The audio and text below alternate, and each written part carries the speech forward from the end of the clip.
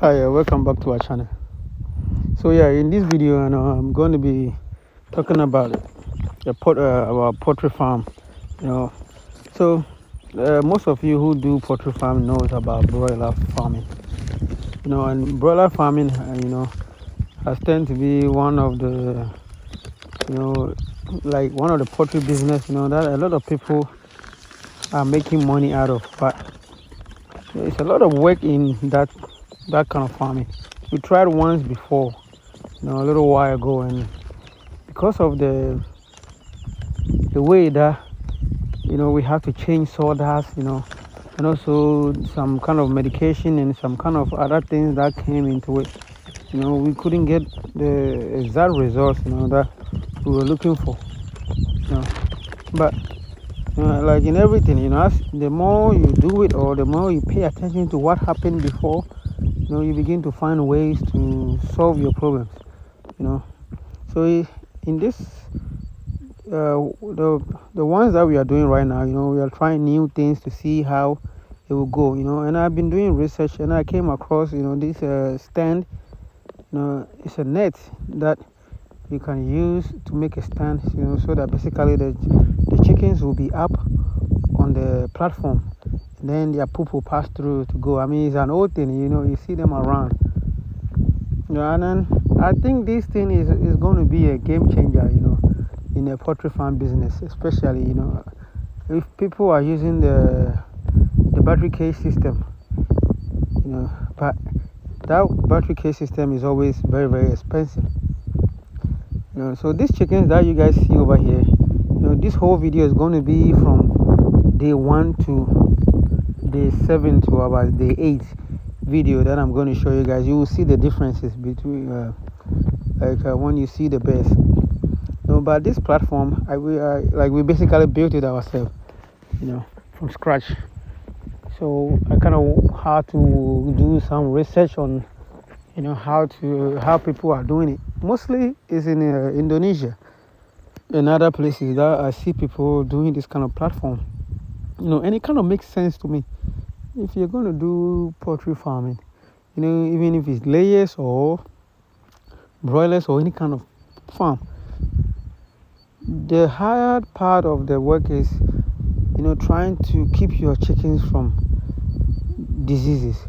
Biosecurity is the number one challenge that, you can have, because if you are not around, like the basic biosecurity principles that we have in most farms in Ghana is, you put a water bath in front and then people will step in it and go inside. But, if you are the owner, mostly you will do that. But when the workers are around, they don't want to do that. They will just jump and go. Unless you have a biosecurity system that is like a shower system that people just go through and then they will clean themselves. Like no matter what, they have to pass through.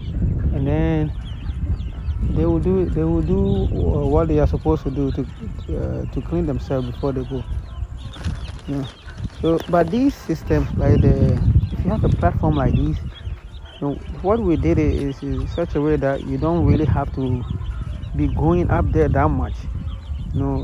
We are going to do our watering system automatic. You will see it in the video. So in the feeding too, we will just make sure we use a bigger feeders so that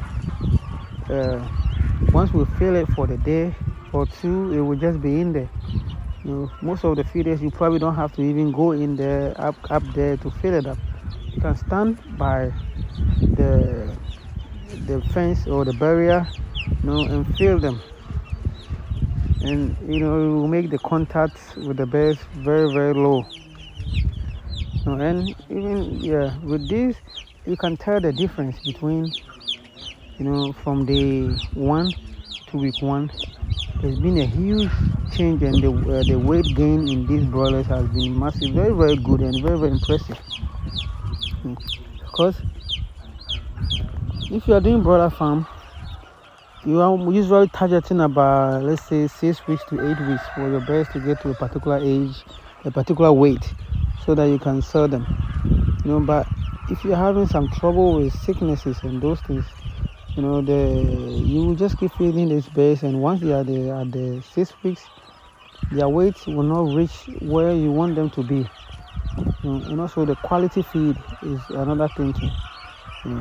Because in Ghana, so most of the feed that we have in Ghana, is usually the concentrate is usually from Europe and other countries that is brought into the countries for us to make our feed with. But when it comes to the combination of the feed, mixing them up, you usually can't tell if people are doing them right or not. Because when you go and buy the feed and it's already made, you don't know. So I know most people prefer to mix their own feed. But in the market, there's one feed that everybody is talking about. That is in the market, I don't know if I can say it, but I think we are using that one, and it's the best one so far, and you can see the results. It's just that it's expensive. But if you can use that to get the results that you need, it's better. And as time goes on, you can gradually be doing some research to reduce the cost of feeding. That's what poultry farm, sometimes is about, especially, in African countries, because mostly we have no records of anything. Nobody keeps, or even if they keep the record, the people don't share them a lot for other people to know that, okay, if you are doing broiler, maybe you can make your own feed this way to get this weight and to get these results to reduce the cost of feeding. Even if you can find it, it's very, very difficult.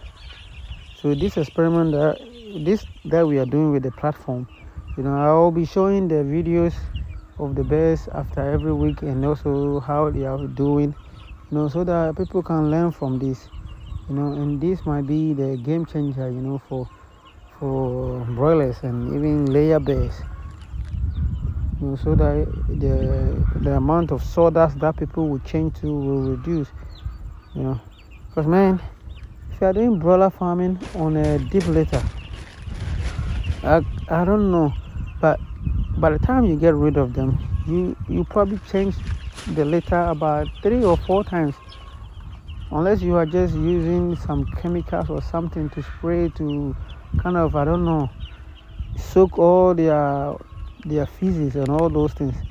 But I don't even know if there's any chemical like that can do those things. But if you don't change those litters to that quick, then you run to the risk of getting the coccidiosis and other sicknesses in your bears. So as you can see, the platform will actually raise it to be the exact same level like our windows are, the net, so that when the wind comes in or the air comes in, it kind of blows on the chickens, because when they are like chickens too, they need fresh air. So when they are not getting enough fresh air that also causes a lot of diseases. Sometimes you can even get they have these sicknesses called CLD and other things, you'll be running through them. And once those things happen to the weight gain of the chickens reduces, you'll be feeding them, but then they are using that energy to try to cure the sicknesses. So you don't get your results on time. And also, you spend all your money or extra money buying medications to treat sicknesses. Those are the other things too. Because the more money you spend, the less profit margin you are going to be making. So if you can reduce sickness as much as possible, you can run a good broiler business. So I'm going to try to build more of these kind of platforms to be raising broilers and also to be raising layers to see how it will go. The same thing with layer farm too. Because layers, they actually stay longer time. So if you can do something like this, that you can collect their feces, through like on the platform, and you can collect their feces through the net down somewhere that they don't get it in contact with their feces.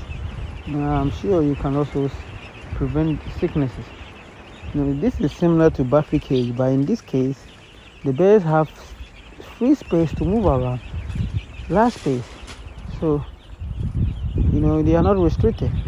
And the other thing too that I've seen is if you make the platform really, really well, you can always walk on them whenever you have to walk on them. It's not like you're going to fall. I have walked on these like several times, to go and do what I need to do, then get right back down. So it's just you planning the way to do your platform very strong, so that whatever weight that you put on them, it will hold. I saw one on Google, like one picture with a guy who has made some of these, but them they use like iron rods, like they call it like a rebar in the US. The same thing, iron rods. To they use them to make the divisions, like for the stand, so that it will be strong. And then some other people too, they use bamboo. They kind of interwoven them so that it will have a good strength for people to walk on them. So no matter what, if you're able to just do something that can support your weight, on the plateau, yeah, if it can support your weight, I'm sure the chickens too, it will support their weight. Because when I was building this, I use my weight. I will be working on them to see if it will hold me. If it can hold me, then you can hold the chickens too. So basically, the spaces between each of the wood that I use is about. So I started with 4 by 4. Then I realized that was going to be too much. There's going to be too much tension between them, like between the wood. So I reduced it to about 2 by 4 space. So 2 by 4 was very, very good. But the next one that we'll do, we'll probably reduce it to make it like 2 by 2 space between the nets that we use, all throughout. And it will give it more strength. But so far, this one that we have done is holding. And as you can see, the bears, they're comfortable, So what I did is, day one, we kind of confined them in a small space. We have the heat going on in there. And then after day 2 to day 3, I realized that, the feed that we were using, the plates that we were using, the bears were, they were just wasting the feed. So I quickly have to change to the normal feeders. But what I did was I had to fill them up all the way full so that the bears can get access to the feed. And as you can see, they are eating. They are eating from the feeding trough, like you can see that. Then they are not really struggling to get the feed out of it. So around day 3, day 4, I also switched to the automatic drinker system to save water and also to reduce the workforce. Because anytime that I was using the normal drinkers, I had to climb up there to put it over there. And I didn't also want a lot of contamination and a lot of contact with them, so I had to quickly switch to the automatic drinkers.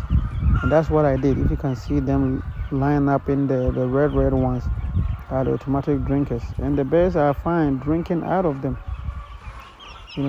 So if you can just study the pattern that will work for you. If you have to do such thing like this, and everything that I'm doing, I'm keeping records of it, so that if I have to do it again, I'll just follow the exact same procedure to get the results that I need to get. And whichever way that I went wrong with, I will just change it. And that's basically what the way that I'm heading to. Now, as you can see, we have opened all the rubbers outside, and the bears are enjoying the fresh air. So what we do is, whenever it's really hot outside, you have to open those things for the rubbers, for the fresh air to come inside, for the bears to get some. Otherwise, they will be panting, the way that bears do. They will just be doing that, and they will be drinking, and it will stress them out too. So if you go in there and the heat is too much, you just have to get rid of some of them. Because these, I don't know if you guys can see the pots, the brown pots that has been sitting in there. Those brown pots, they have a charcoal and heat inside them. It kind of heat up the whole place for them. So sometimes some of the birds will get cold. So those that will get cold, they are drawn to the heat. Where the heat is, they will automatically go and sleep underneath it. And those ones that don't like the heat too, they just move around and go to wherever that they can be comfortable. And then the other thing too that I notice is these birds, they are very, very smart. If they find any small space in this net, they will pass through there so that they can go to the bottom of it. There were some spaces that we thought, oh, this might be, they can't fit in there, but they were able to pass through there and get to the bottom side. So we quickly have to block all those places so that they can't pass through again. So I took this video at night, the one you can see over here. See how they are all spread around. I also realized that in the afternoon, because it's always hot outside, because Ghana around this time it gets really, really hot because it's Hamatan and the wind is always blowing. So when the wind is blowing, they always want to get away from the windows and come to the other side so that the wind don't blow in their faces. But at night time, when we bring it down, so you will see them all spread out. So I noticed that. So what I always do is in the afternoon, I will raise some part of the rubbers outside, and I will leave some gaps in between them, so that those ones that want the wind, they can have those spaces. Those that don't want the wind too, they can have the other spaces where the rubbers are not raised. And it's working. So I'm pretty sure anybody who has done broiler farming, I think if you see something like this, you'll probably be drawn to it more, because this will save you from changing the manure, the sawdust, over and over and over. And also, it will save your chickens from getting dirty, whenever they are sleeping in their own wet poop. Yeah, because that's what I noticed with broilers. They will just sleep in their own poop, and then coccidiosis will spread really quick and see how they really quick. And before you know it, you are treating sicknesses and throwing your money away. Thank you guys for watching. If anybody wants to know more about these, how we did it, you can contact me, or I just send you the videos that I saw online, then you too can do your own research. Please like the video, share it, and subscribe.